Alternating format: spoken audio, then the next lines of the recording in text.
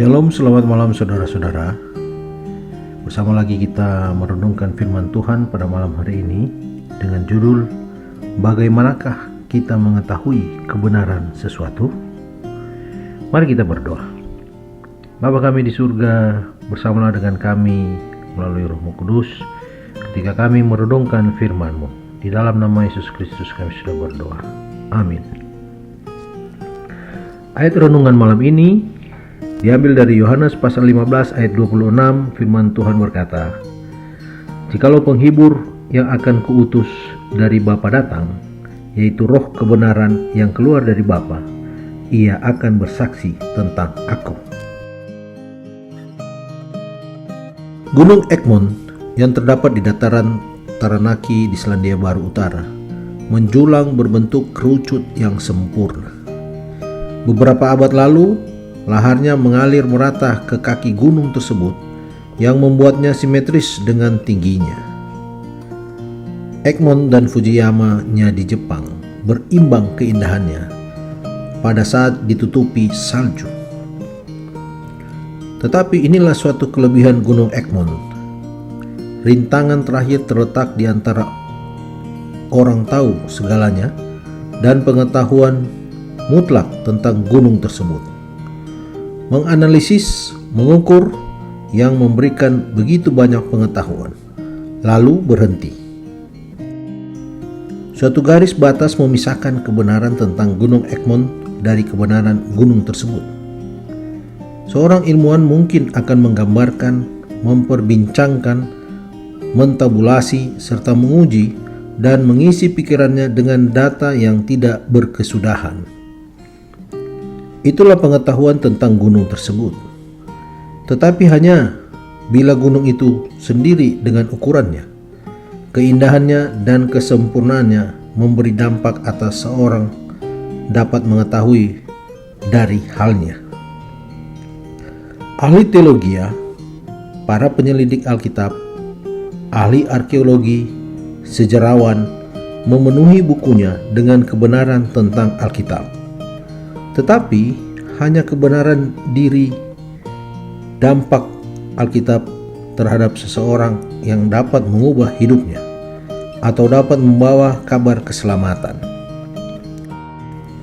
Roh Kudus menyaksikan dari hal Yesus. Apapun yang kita ketahui tentang Dia, hanya dampak hidupnya yang dilakukannya, yang dapat dilakukannya sekarang ini setelah menyentuh hati kita. Kita dapat mengenal dari hal Dia. Tugas khusus yang penting dari Roh itu ialah menyaksikan dari hal Yesus.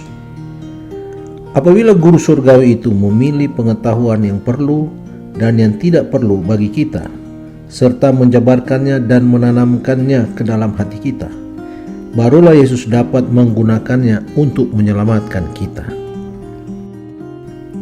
Perintang yang memisahkan umat manusia dari pengetahuan dari hal Allah berkembang terus.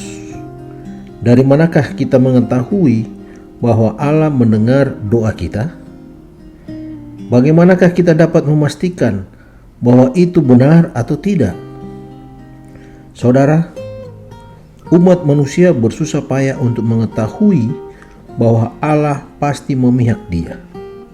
Ia ingin tahu bahwa Allah mengenal setiap orang dan keadaan yang dihadapi. Kita ingin mengetahuinya. Kita berteriak memintanya. Rohlah yang menjawabnya sebagai wakil Allah. Daripadanya lah kita mengetahui harapan dan sukacita tentang memasuki hidup dan menerobos perintang, sehingga kita mengenal kebenaran dan iman dari Yesus. Dalam buku Fundamental of Christian Education halaman 343 dituliskan bahwa pengenalan sifat-sifat Kristus Yesus dapat dipelajari hanya dari guru agung itu sendiri. Mari kita berdoa. Bapa kami di surga, terima kasih Engkau sudah jaga kami hari ini. Terima kasih untuk waktu kami boleh merenungkan lagi firman-Mu. Terlebih Tuhan, kami berterima kasih karena Engkau telah mati menggantikan kami. Engkau telah datang ke dunia ini untuk menjadi teladan bagi kami. Biarlah kami lebih mengenal siapa Yesus Kristus itu, sehingga dalam kehidupan kami boleh tampilkan teladan yang sudah Tuhan berikan kepada kami. Inilah doa kami, di dalam nama Yesus Kristus kami sudah berdoa. Amin.